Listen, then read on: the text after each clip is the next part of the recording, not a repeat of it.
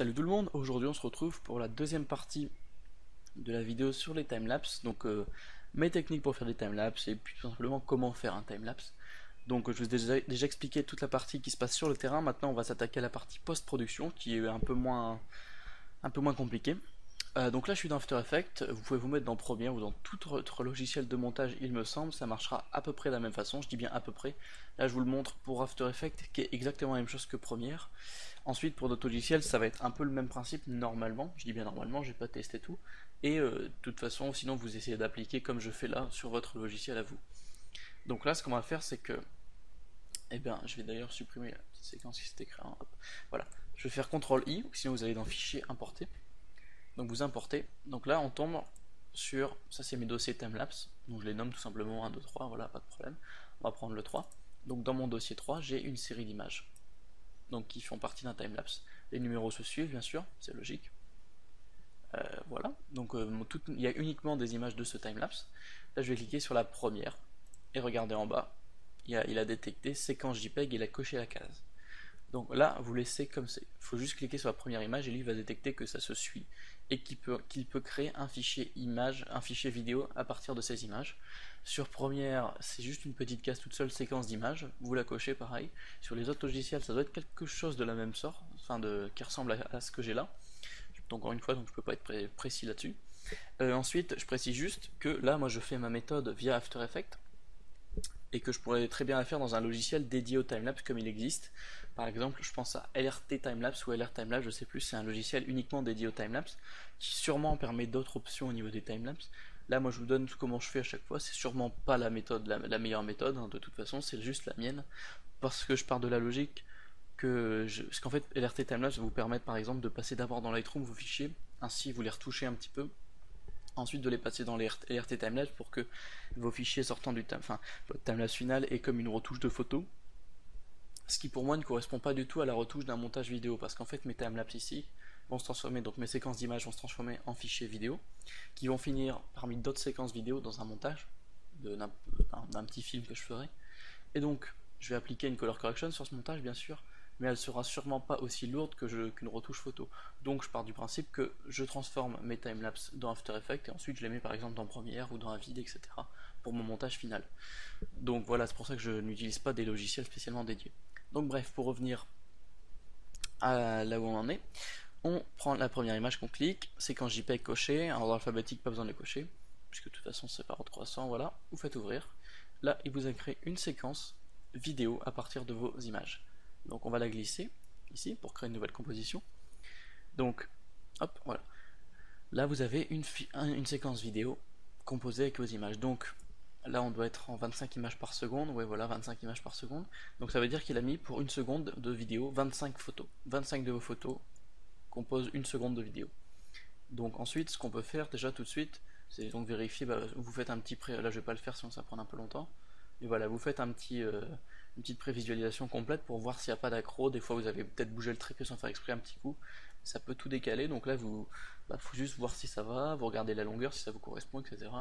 Quitte là, vous pouvez tout de suite faire, par exemple, à doubler à faire une vitesse x2, par exemple, si le time c'est trop long. Pas de ralenti, bien sûr, sinon ça serait pas joli. Vous pouvez vous permettre de les accélérer, mais pas des ralentis. Donc voilà.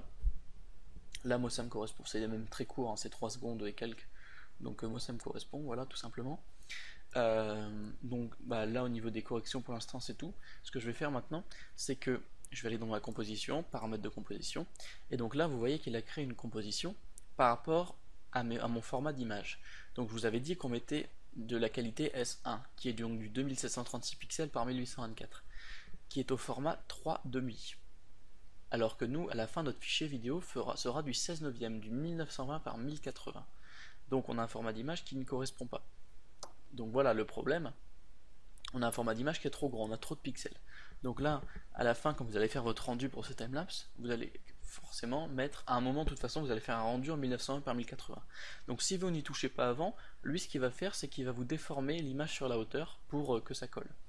Donc là, ce qu'on va faire tout de suite pour nous permettre de choisir à la place du logiciel, je vais mettre 1920 par 1080. Je vais laisser 25 images secondes, ça me va. Entrée, voilà. Donc là, vous voyez, j'ai mon fichier qui est en 1920 pixels par 1080. 1920 par 1080. Et bah, vous voyez que là c'est beaucoup plus grand, ça c'est l'image, mon image à moi. Donc bah là le problème c'est que elle est trop grande, donc ça veut dire qu'on a un surplus de pixels, ce qui est positivement ce qui est bon, puisqu'on va pouvoir se permettre des choses, car on a une meilleure qualité que le Full HD. Donc je vais cliquer ici, je vais appuyer sur S, Scale pour l'échelle. Voilà, ça ramène l'effet d'échelle. Donc sur les autres logiciels, etc., vous savez sûrement comment faire. Là, on va se mettre, donc on a bien le truc coché au niveau des proportions, pour bien garder les proportions correctes. Enfin, que les côtés, que la largeur et la hauteur restent attachés, on va dire, je sais plus le mot exact. Là, donc, je vais taper 70,8, 71 environ. Donc voilà. Là, il m'a ramené, vous voyez, mes bords d'image, même pas d'ailleurs, on pourrait mettre 70, il me semble. Non, c'est un petit peu trop juste, c'est 70, allez, 3 pour chipoter. Voilà, 70,3%, ce qui m'a amené les côtés de l'image parfaitement sur le format 1920 pixels. Par contre, vous voyez que ma hauteur, bah, j'ai encore de la marge là-haut qui qui est dans le vide, et là-haut, et en bas. Alors là, vous comprendrez, pour ceux qui utilisent des réflexes, bien sûr, vous allez comprendre tout de suite le système. Quand vous êtes en mode photo, vous mettez en live view sur la visée avec votre écran, vous voyez votre image complète. Par contre, quand vous vous mettez en vidéo, étrangement, il y a des bandes noires qui apparaissent. Tout simplement parce que l'appareil prend des photos au format 3,5 et prend des vidéos au format 16 neuvième. Là, on est au 16 neuvième, et le 3,5, bah, en fait, on aurait le carré, là, l'image qui est manquante, elle serait affichée. Donc voilà, bah, ça vous permet peut-être de comprendre un peu mieux comment marche votre appareil. Bref, parenthèse terminée. Donc là, qu'est-ce qu'on peut faire pour récupérer ces morceaux? Déjà, vous avez peut-être fait un cadrage qui du coup va être un peu zoomé, etc. Pour peu que vous rajoutiez des bandes noires par la suite, ça va être encore plus zoomé. Alors moi, ce que j'aime bien faire, donc, c'est mettre des petits mouvements dans mon image. Puisqu'on a plus de pixels, on peut se le permettre. Donc pourquoi des petits mouvements? Parce que vous avez sûrement vu des vidéos de timelapse avec des mouvements à l'intérieur, que ce soit en avant, en arrière, verticalement, horizontalement. Des mouvements qui rendent le timelapse très très fluide. Mais pour avoir ça, il faut payer très très cher pour s'acheter un slider motorisé ou je ne sais quoi. Donc un slider qui va détecter qu'à chaque seconde, enfin à chaque photo, il se décale d'un millimètre, etc. Et ce qui permet à la fin d'avoir un mouvement super fluide. Bah nous, puisqu'on n'a pas de budget ou qu'on n'est pas assez, on va dire, avancé dans les timelapse pour se permettre d'acheter un matériel aussi coûteux pour ça, eh ben on va se contenter de tricher un petit peu. Et donc ce qu'on va pouvoir faire, c'est bouger l'image au fur et à mesure du timelapse. Donc par exemple, je vais encore la zoomer un petit peu pour avoir un peu de marge. On essaye de pas trop déformer. Hein. Faut essayer de garder à peu près le même ratio ici. Bon, c'est pas gênant, ça se verra pas sinon, mais si vous déplacez de 3% comme là, ça se voit pas. Mais bon, on essaye quand même de garder ça égal à ça environ. Donc voilà, là par exemple, je vais appuyer donc sur P pour ramener ma position. Donc j'ai ma position, et puis par exemple, on va dire que, donc là je vais le monter comme ça, on va dire que là comme ça, voilà, donc là je colle le bord ici, et puis imaginons je vais coller les maisons ici, voilà, le bord du bas à mon image, donc ça c'est au début de mon timelapse, je mets une clé, une petite image clé, je vais aller à la fin de mon timelapse, et ben on va faire un petit mouvement de coin en coin on va dire, je vais mettre l'autre côté collé à la droite, à peu près, voilà, et puis mon haut de l'image, pour bien avoir le ciel. Je peux même si vous mettez des bandes noires par la suite, vous pouvez même vous permettre d'aller un peu plus comme ça. Parce que les bandes noires vont cacher le trou. C'est pas gênant. Mais donc si on regarde, bah déjà on a un petit mouvement sympathique. Là pour moi c'est un peu trop fort. C'était pour vous montrer, mais pour moi là j'aime pas trop parce que c'est un peu fort. Donc sur celle-là, ce que je vais faire, c'est que je vais faire un mouvement de bas en haut et en même temps une rotation. Donc là je l'ai dézoomé un petit peu pour me permettre une rotation. Donc vous voyez que j'ai mis des clés pour la rotation. Mon cadre bouge un petit peu discrètement. Et donc, on va prendre la position. Hop. Ma position, je vais mettre mon cadre à la limite. Là, voilà, j'ai une petite bande noire qui dépasse, mais encore une fois, si vous avez des bandes noires par la suite, vous pouvez vous permettre d'avoir un petit peu de noir qui dépasse en haut et en bas. On met une clé. Et à la fin de ma vidéo, voilà. Et vous avez un petit mouvement très sympathique. On va le mettre en play, voilà. Voilà, très joli. Très simplement, il n'y a pas de problème.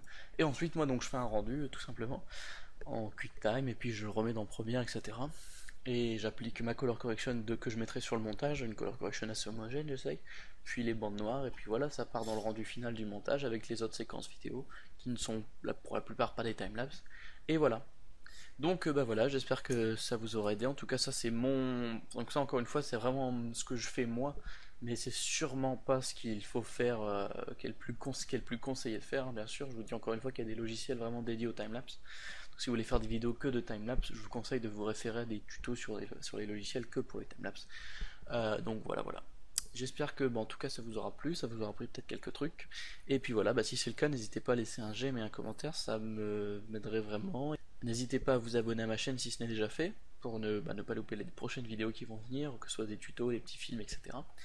Et puis également, n'hésitez pas à aller voir la page Facebook avec pas mal de photos qui viennent régulièrement.